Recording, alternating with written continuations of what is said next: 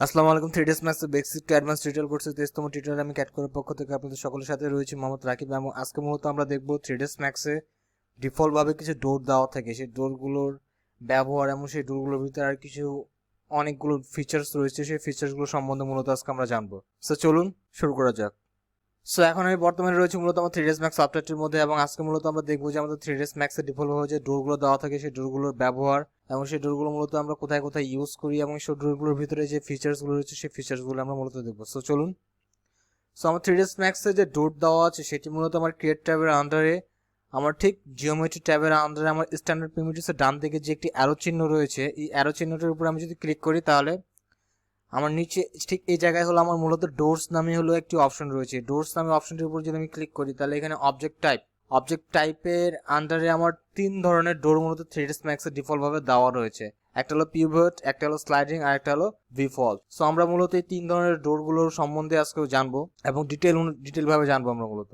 So at first আমি যেটি করবো, আমি পিভট ডোরটি আপনাদেরকে দেখাবো এবং এই ডোরটি দেখানোর আগে বা পূর্বে আমি বলে নিই আপনাদেরকে, আমাদের যে স্ন্যাপ টগলটি রয়েছে স্ন্যাপ টগলটি আমাদেরকে মূলত অন করে নিতে হবে এবং এই স্ন্যাপ টগলটি অন করে আমি যেটি করবো, আমার স্ন্যাপ টগল অন করে আমি আমার পিভট ডোরটি নিব। আমি স্ন্যাপ টগল অন করে যদি আমি ডোরটি তৈরি করি তাহলে আমার এখানে যে হলো গ্রিড লাইনগুলো রয়েছে, গ্রিড লাইনগুলোর যে ইন্টারসেক্ট পয়েন্ট রয়েছে সেই ইন্টারসেক্ট পয়েন্টগুলোকে মূলত অটোমেটিক হলো আমার স্ন্যাপটি পিক করে নেবে এবং এখান থেকে আমি ড্র্যাগ করে আমার দরজাটি তৈরি করতে পারবো।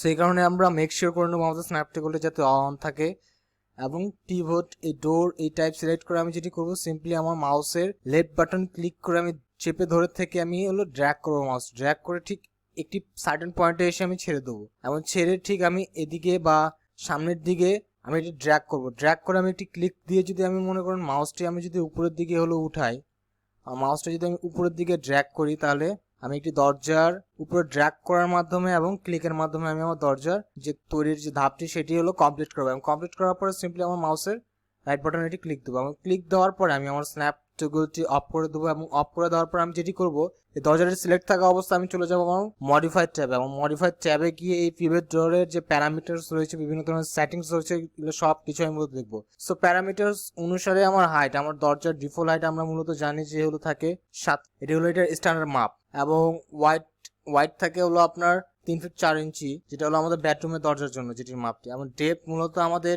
এই ফ্রেমের যে ডেপথ রয়েছে, ঠিক এই ফ্রেমের যে ডেপথটি রয়েছে ডেপথটি মূলত থাকে 5 ইঞ্চি। যেহেতু আমাদের ওয়ালের থিকনেস থাকে 5 ইঞ্চি, এই কারণে সেই ওয়ালের থিকনেস অনুযায়ী আমাদের এই ফ্রেমের যে থিকনেসটি রয়েছে সেটি 5 ইঞ্চি রাখা হয়। সো এখন এই দরজাটির মূলত বিভিন্ন যে ফিচার্সগুলো রয়েছে সেই ফিচার্সগুলো আমি দেখাবো এখন আপনাদেরকে। সো এটির নিচে রয়েছে মূলত ডাবল ডোরস। আমার এই দরজাটি মূলত হলো একটি সিঙ্গেল পার্লার। এখন যদি আমি ডাবল পার্লার করতে চাই তাহলে এই ডাবল ডোরসের উপর আমি যদি ক্লিক করি তাহলে মিডিল একটি প্যানেল হয়ে যাবে এবং এটি ডাবল ডোরের একটি দরজা হয়ে যাবে। আমি যদি ফ্লিপ সুইং, অর্থাৎ আমার যদি সুইংটি, আমার দরজাটি কোন দিকে খুলবে সেটি যদি আমি চেঞ্জ করতে চাই তাহলে আমি ফ্লিপ সুইং আমি ক্লিক দেবো। সো আমি আপনাদেরকে দেখাই মূলত আমি দরজাটি আরেকটি রয়েছে হলো ওপেন, এই দরজাটি যে পাল্লাটি রয়েছে সেটি আমি ওপেন করে দেখতে পারি, যেটি মূলত বিভিন্ন ধরনের অ্যানিমেশনের ইন্টেরিয়র অ্যানিমেশনের কাজে মূলত আমাদের ইউজ করা হয়, যে এই ইফেক্টটি যে দরজা হলো ওপেন হচ্ছে। ঠিক আমি যদি এই ওপেনের এখানে আমি যদি ড্র্যাগ করি তাহলে আমার দরজার পাল্লাটি মূলত ওপেন হচ্ছে।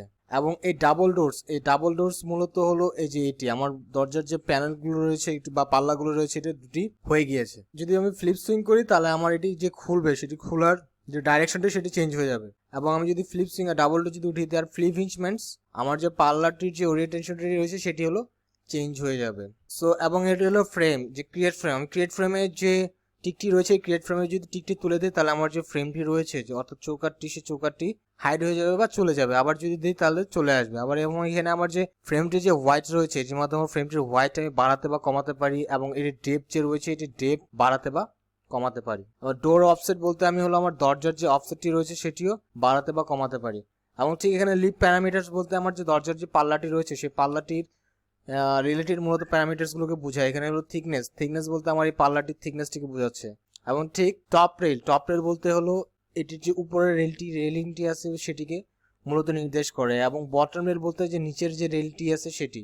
এবং এগুলোর চেঞ্জের মাধ্যমে, এই প্যারামিটার্সগুলো চেঞ্জের মাধ্যমে আমাদের দরজাগুলো আমরা বিভিন্নভাবে মডিফাই করতে পারি। এবং এখানে প্যানেল হরিজন্টাল, আমি যদি প্যানেল বাড়িয়ে দিই তাহলে আমার এখানে ভার্টিক্যালি অনেকগুলো প্যানেল যুক্ত হয়ে যাবে। এবং প্যানেল ভার্টিক্যাল যদি আমি করি, আমি বাড়িয়ে দিই, তাহলে আমার ভার্টিক্যালি অনেকগুলো প্যানেল চলে আসবে। তারপরে যে অপশনটি রয়েছে সেটি হলো মুলিয়ান। মুলিয়ান বলতে বোঝাচ্ছে হলো আমার যে দরজাটি রয়েছে সেই দরজাটির যে এই যে আপনার যে মোল্ডিংটা রয়েছে সেই মোল্ডিংটা মূলত নির্দেশ করে। এবং এখানে প্যানেল, আমি যদি প্যানেল নান করে দিই তাহলে আমার এখানে কোনো প্যানেল থাকবে না।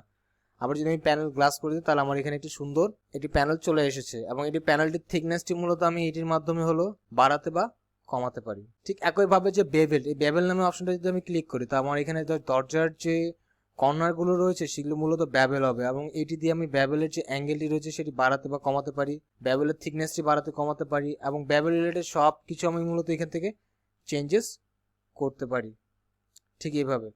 এবং এরপরে যে দরজাটি আমাদের রয়েছে সেই দরজাটি হলো আমাদের স্লাইডিং। এই দরজাটির সাথে মূলত আমরা সবাই কম বেশি পরিচিত। সো আমি স্লাইডিং এই ট্যাবটির উপরে ক্লিক করে আমার স্ন্যাপ টুলটি অন করে আমি আমার মাউসে ক্লিক অ্যান্ড ড্র্যাগ করবো এবং ড্র্যাগ করে এটির একটু হোয়াইট দিয়ে হাইট দেবো।